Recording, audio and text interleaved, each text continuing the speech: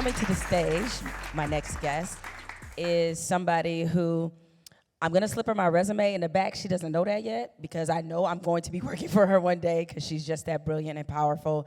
You know her as an actress on 2 sitcoms, Blackish and Grownish. She has an old soul and she's extremely mature and just thoughtful and just has a great perspective. And I can't wait till you guys hear some of her thoughts and about her career because it really is very inspiring. So please welcome Yara Shahidi.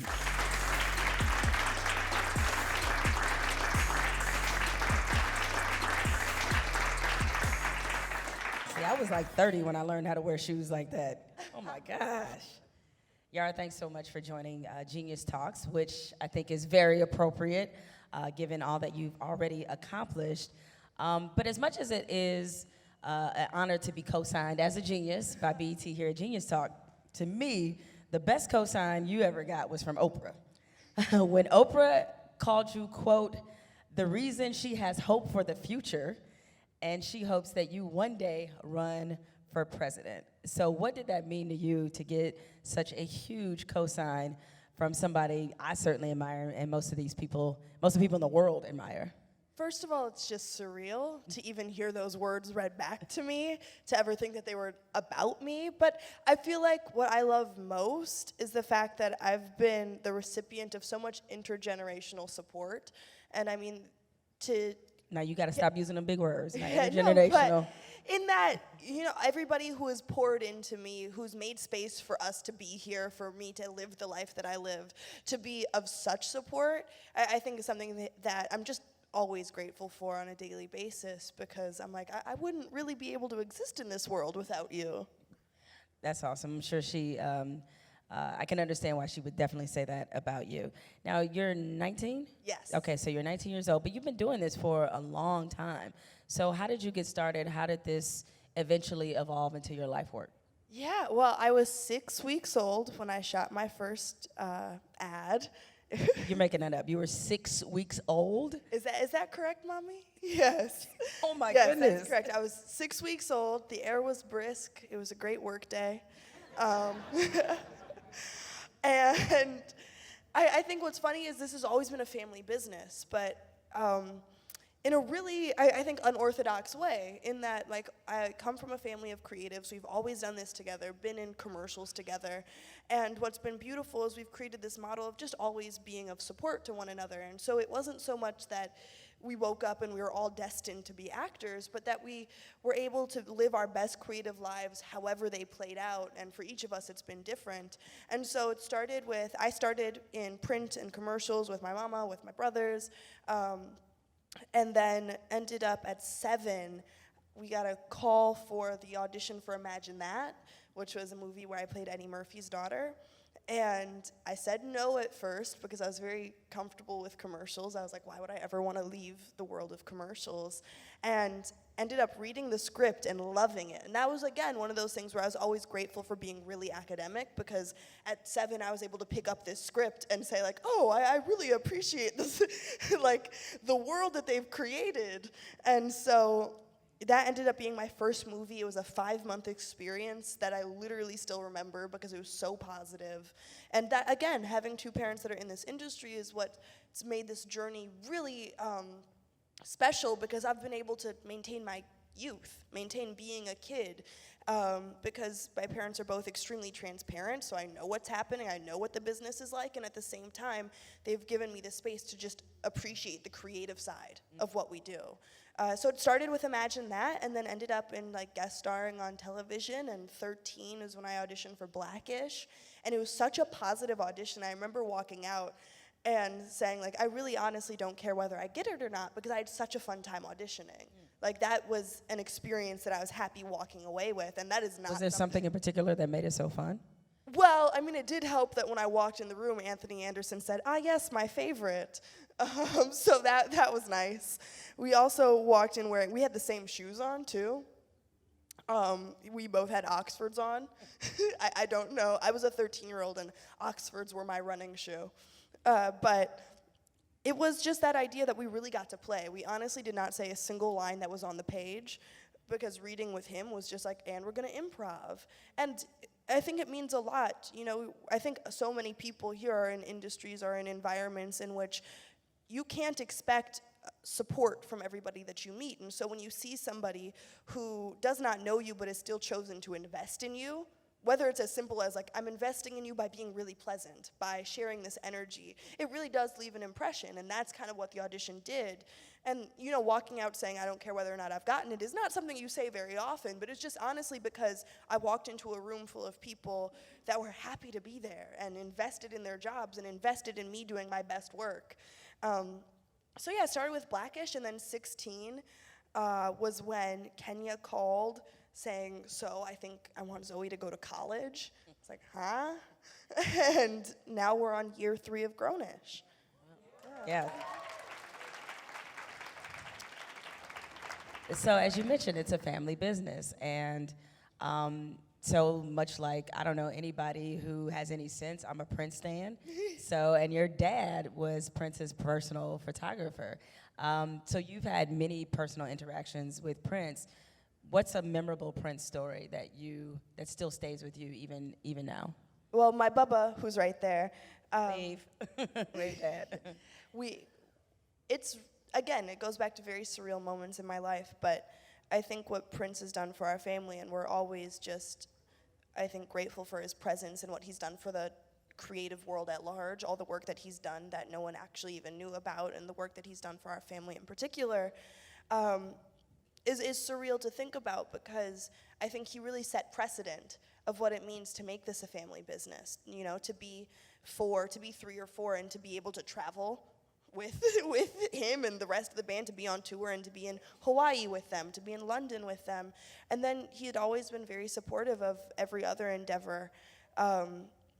When my movie Imagine That came out, he rented a theater for people to see it, and had copies that he'd give out to people that he was working with. And even when Blackish came out, he had reached out to just say how proud he was. And it again speaks to the power of supporting one another, you know, whether it is giving somebody an opportunity, whether it is just, you know, setting an example of how you can move through this world with grace, with care. I think we move through the world with the misconception that we're in competition with one another. And it's not that we woke up one day and said, you know what, I decided to be in competition with you, but that's the world we've been given. We've been given a world in which it's been affirmed and reaffirmed time and time again that the person across from you is somebody that could take an opportunity from you. And I think what he's established, and fortunately everybody else that I've been had the pleasure to work with has established, is the fact that you're not in competition. And the synergy that you can create with 2 people or multiple people actually leads to more opportunities. Prince is on he was on a short list of people that I just cannot look in the eye, because I just don't even know if they really exist. Like, does he float in the rooms, or did he walk in, or like, what was, like, it's like him, Sade, Oprah, like, you just can't look these people in the eye, like they don't even exist in real life almost. No, I remember, I don't know, he has such an incredible energy. Him and, you know who else? Mr. Fishburne, my TV grandpa. Really, you call him Mr. Fishburne?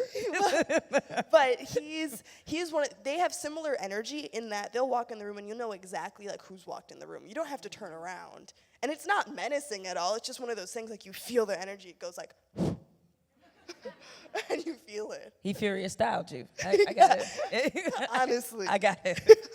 So, you still live with your parents, correct? Of course, I have no intention. But you of said, going of course, anytime soon. You must not be paying any rent. They let you live for free, because that's only a child that lives for free says that. No, but it's so funny because I was like, wait, they're moving out, huh? What? One day they're gonna kick you out, you know, like one day. No, apparently I'm not. looking at them right now. No? They're like, no. So, I mean, you're 19, you're making your own money. Like, why do you feel like you need to stick close to them? Like, what's your thought process there? Well, it's really a matter of, one, I'm really gosh darn lucky to be in the family that I'm in, to wake up and have 2 brothers that I'm really excited to see every day. And, you know, that, like, all those things, I'm really lucky to be able to wake up and have the relationship I have with my parents, to have the relationship I have with my brothers. And I think as I get older, it's impressed upon me Just the fact that not everyone gets to have that kind of relationship. And so it is something that we really hold sacred. And I think what we were actually having this conversation as a family like a couple days ago. I think the thing that my parents did that I've always appreciated is that me and my brothers have always been allowed to be very different people. You know, we have the same core values, same morals, we maneuver through the world pretty similarly, but in terms of interests, in terms of what we've wanted to do, we've all been allowed to just figure that out for ourselves. And so being at home, I think there's always this idea of like, oh, is that stifling? Are you even allowed to like live? But we always have been. We've always been encouraged to have the experiences that we want to have. The amount of times that I probably would have gone to bed earlier if my mother didn't say, no, you'd really want to have this experience. You know, I have people that really keep in mind the bigger picture of my life. It's not just been I'm raising an actress or I'm raising a this. It's always been like I'm raising this human. And so I have no intention of moving out. I look at you, Issa, Marseille, Lena Waithe. It feels like right now Black women in Hollywood are setting a new bar. Do you feel that that's the case? Most definitely. You see it not only in Hollywood, you see it in our politics, the amount of elections we've recently saved. But you're absolutely right, and that's why I love the fact that I'm in this industry when I'm in this industry, to be able to turn to my front, to my back, to my right, to my left, and to see people killing the game. And again, it speaks to this idea of the other similarity that all of these three women have is the fact that they really want to support every single person. Whether it's through giving them an opportunity or literally just looking in your eyes and say, like, I so appreciated the project that you just put out. Those are people that will intentionally set up time or space to just give you your props, to be of support, whether that's through just advice, whether that's just through presence. And so that's what I enjoy about what we're doing in this industry, is that we're constantly creating space for each other, since the goal, I think, is not just like, oh, to put out a project, to put out a television show or a movie, but the goal is to continue to open doors. And so what's the purpose of this movie if the buck stops there? If they're like, okay, great, well, we have our movie with a Black lead, we're good now. No, the goal is to actually say, with this project, we're making it easier for the next content creator, next writer, next person to say, this was commercially viable, and that's why you need to invest in me. Now, recently, you've gotten more involved on the production side of things, both with Grownish and also with a short film that you directed. Why was it important for you to not just see yourself as front-facing talent, but to also work behind the scenes? Well, we've always been raised with the motto of acting is something we do, but not who we are, which may sound counterintuitive, because I think the first kind of like title that you take on when you're in this industry is as an actor. But it's, again, been really freeing, because it's been about being creative and trying to figure out what creative output you can put in the world. And so with my short, it was incredible to be given an opportunity in which they were like, write what you like, you know, just create what you want and we'll be there to support you. And again, it was a family affair. My mama EP'd it, my baba DP'd it. It was very helpful too, because that meant that I didn't know all the lingo yet on the job. So I was like, you know that one shot where you kind of like, can we do that? And it worked. I learned how to break a story, all things that I really appreciated, because it just gave me more context, you know? I think the other thing that I realized makes Grownish such a lovely place to be is that most of my castmates have family members that are in this industry or other creatives, and so everyone values each other person's job. You know, like when you get to set, no one has a less important job. You need the sound person. You need them. You will not be able to hear the show if they are not there, or if they are not doing their job. Post-production is essential. Those writers are essential. And to have that kind of environment in which you're actually really valuing each other, I think that's the other perspective that being in a short and making this short really gave me, to understand just how much work goes into it. And then I'm excited for this next step, because my family and I have started our production company, and we're currently working on 2 adaptations that we'll be excited to announce soon. Okay. Thank you. But it really gives us, I think what I love most is it gives us the opportunity to continue to open doors, to continue to work with creatives that have such incredible, unique voices, and it's not required that I'm on screen. I think that's the best thing possible. You can bring in a whole other host of new people to help tell this story. I'm sure you could probably list hundreds of things that you've learned from being on, you know, both Grownish and on Blackish, but you know, what are some of the things that you learn or have learned there that just kind of stick with you on a daily basis? A couple things I've learned. Kenya Barris, the creator of both Blackish and Grownish, who's incredible. Yeah, he deserves Definitely deserves some applause. Also, by the way, go see Shaft, which is another one of his projects. Really enjoyed it. But he has really, again, showed us what it means to invest in people that are unlikely. You know, so many times as people of color, as brown people, there's a cycle that happens of just like, you're not given an opportunity because you don't have enough on your resume, but you'll never have enough on your resume because you weren't given the opportunity. And so what he's done has really been to show us that investing in somebody who doesn't have the same background as you isn't a risk. It if anything, provides the most rewarding outcome. And I think this idea, this terminology that we use, like, oh, it's a risk, you're betting on somebody, implies that they can't do the job. It implies that you don't have faith in them. And so to see his process of, even on Grownish, to have people that are first-time actors, to have people who never thought they'd ever be actors, to have writers who are coming from digital platforms, really has allowed for so many unique work experiences, to have directors who have music videos on their resume. Like, all those things mean that not only is it a browner world that I'm operating in, but it's just a more diverse world that continues to expand. And I think we're better for it every single time we get a new voice in. And so that's one thing that I've learned from him. And I think the other thing that both shows have proven is the importance of degrading, of getting rid of the hierarchy that we have in our minds. I say we, but I don't mean to say that everyone believes in it, but in that, like, on set, it's really funny because everyone has their number. You literally, like, on your call sheet, you know, there's number 1, number 2, number 3, number 4, number 5, and that can really get you twisted.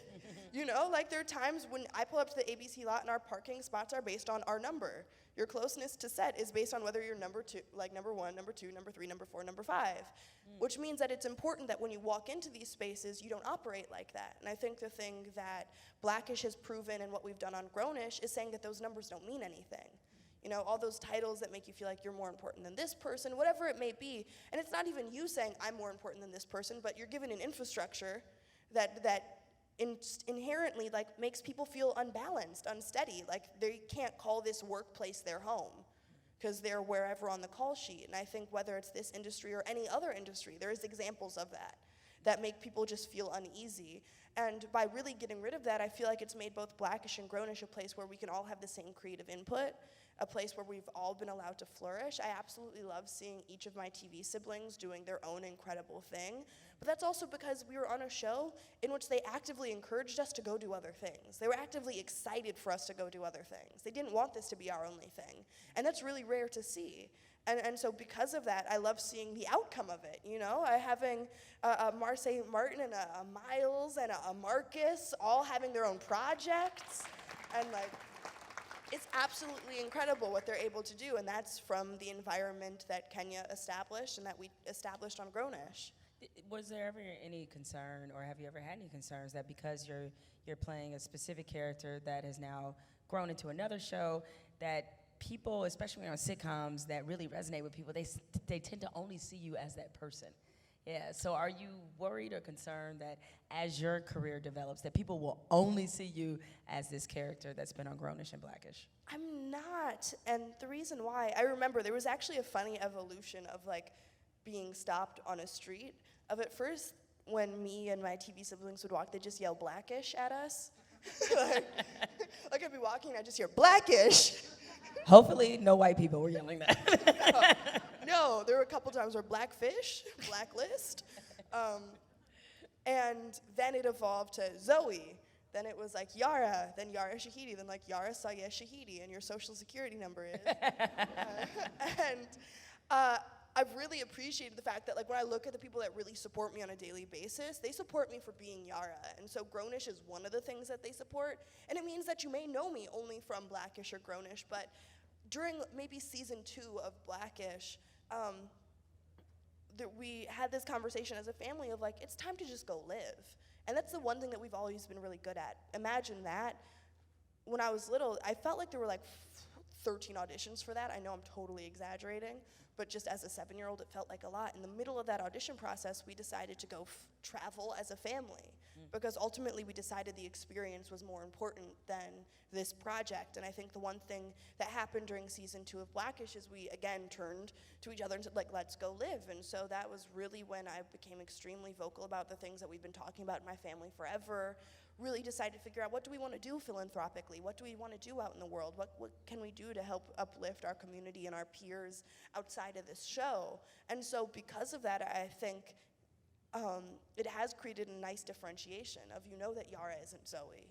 If anything, we're polar opposites, and that's been really fun. Yeah, because I don't care where Keisha Knight Pulliam goes, she's going to always be Rudy to a lot of people.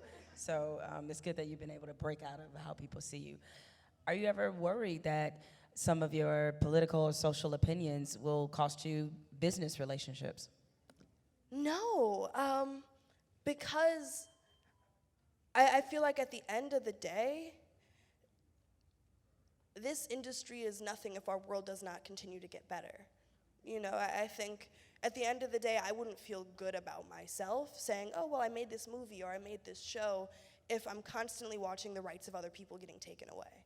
If we're constantly watching our world physically go into decay because of climate change, if we're watching all of these things happen, why would you get up in the morning?